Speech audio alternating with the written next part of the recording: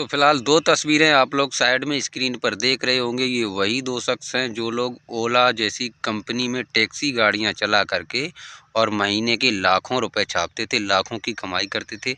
और इनको कमाई करने के लिए न ही तो कोई सवारी चाहिए होती थी और न ही कोई ये बुकिंग लेते थे। खुद ही ये उसमें सवारी बनते थे और खुद ही ये बुकिंग लेते थे और खुद से राइड को चला करके कंप्लीट करके ऊबर जैसी कंपनियों के साथ ही फ्रॉड करते थे। तो फिलहाल इन लोगों को दिल्ली पुलिस ने अपनी गिरफ्त में लिया है और क्या कुछ इनके खिलाफ कार्रवाई हुई है वो सारी जानकारी आपको देते हैं। हाँ, अगर आप भी ओला जैसी ऊबर जैसी टैक्सी गाड़ियों में बैठते हैं तो कुछ बातें आपको ध्यान रखने योग्य हैं ताकि आपके साथ किसी भी तरीके की कोई धोखाधड़ी न हो सके।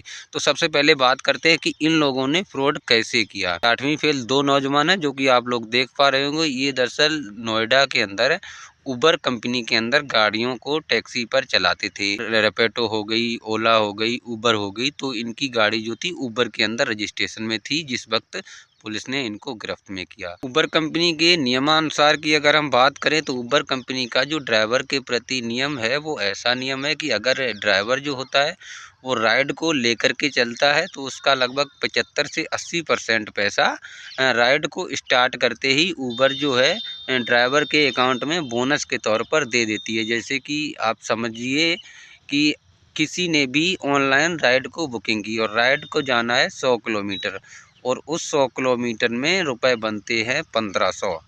अब जाहिर सी बात है सवारी तो पैसे जब देगी और जब राइड कंप्लीट हो जाएगी। उससे पहले उबर जो है इनको कुछ पैसा देती थी।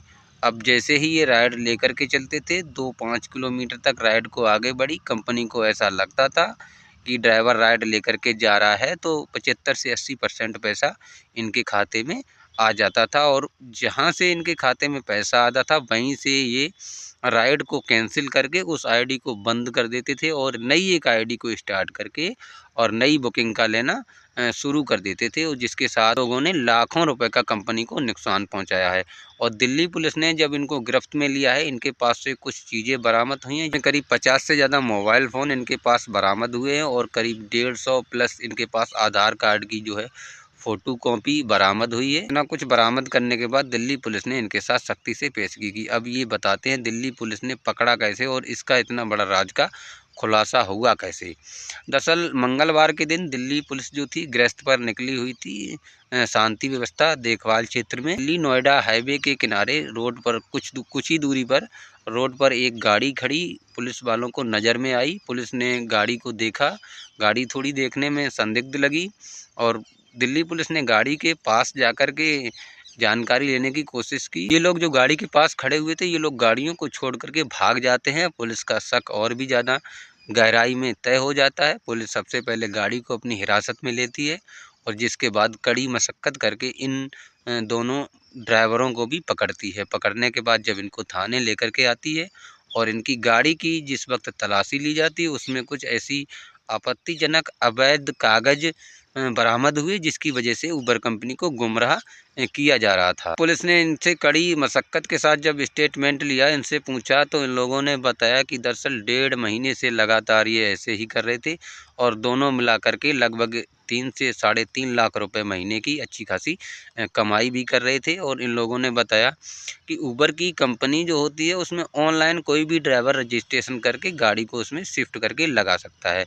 तो ये अपने आधार के साथ वेरीफाई करके गाड़ी की एक फ़ोटो भेजते थे जिसमें उबर कंपनी में वो गाड़ी रजिस्टर्ड हो जाती थी और इनके पास बुकिंग आना शुरू हो जाती थी। इनको भैया करना क्या था, बुकिंग तो कहीं से करनी नहीं थी। कई तरीके के इनके पास बहुत सारे मोबाइल फ़ोन तो पहले से ही थे। ये थोड़ी ज़्यादा रेंज की, ज़्यादा दूरी की देख करके ये एक बुकिंग को मंगाते थे और इस फ़ोन से बुकिंग करते थे और इस फ़ोन पे इनके जो है दूसरे फ़ोन पे बुकिंग आती थी, उस बुकिंग को एक्सपेक्ट करके चल देते थे। उबर को नहीं पता रहता था कौन बुकिंग कर रहा है, कौन कहाँ से क्या हो रहा है। कुछ ही देर चलने के बाद बुकिंग को कैंसिल कर देते थे। हालाँकि ऐसा 1 से 2 बार जब होता था तो उबर की तरफ से आईडी बैन कर दी जाती थी। उसको लगता था कि ड्राइवर का कोई अच्छा व्यवहार नहीं है, किसी तकनीकी वजह से ये ऐसा हुआ है।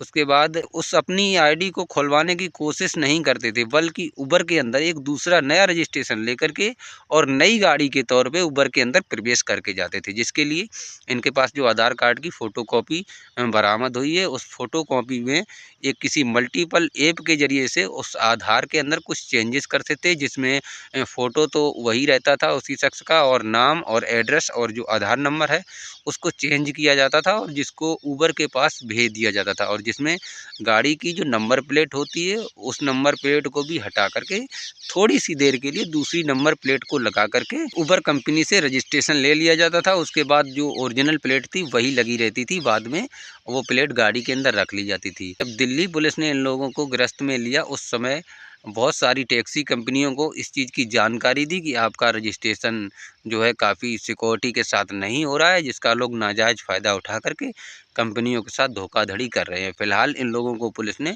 धोखाधड़ी के जुर्म में लेकर के फ़िलहाल जेल भेज दिया है, और जितनी भी टैक्स कंपनियां हैं पुलिस ने सभी कंपनियों को मेल पे नोटिफिकेशन दे दिया है। अपने ऐप के साथ काम के साथ साथ सुरक्षा का भी विशेष ध्यान रखते हुए इनका रजिस्ट्रेशन करवा करके ये सुविधाएँ चलाई जाएँ।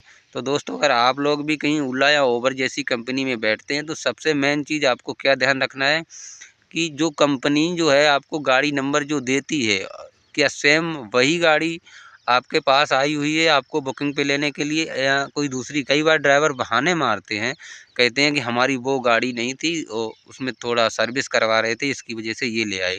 तो आपको बिल्कुल उस गाड़ी में नहीं बैठना है उससे, बल्कि ये कहना है कि आप हमारी बुकिंग को कैंसिल कीजिए, क्योंकि इसमें जब ड्राइवर बुकिंग कैंसिल करता है तो उस पर कुछ पेनल्टी भी होती है और कंपनी की अथॉरिटी के अनुसार कुछ उसको दंड भी दिया जाता है। अगर आप उस बुकिंग को कैंसिल करते हो, ड्राइवर की कोई भी लापरवाही नहीं समझी जाती है। ये थी दिल्ली के अंदर दो छोटे से नौजवानों की कहानी, जिन्होंने बहुत ही कम उम्र में करोड़ों रुपए का कंपनी के साथ घोटाला किया। तो फिलहाल आपको इस कहानी को देखने के बाद सतर्क रहना है, जागरूक रहना है।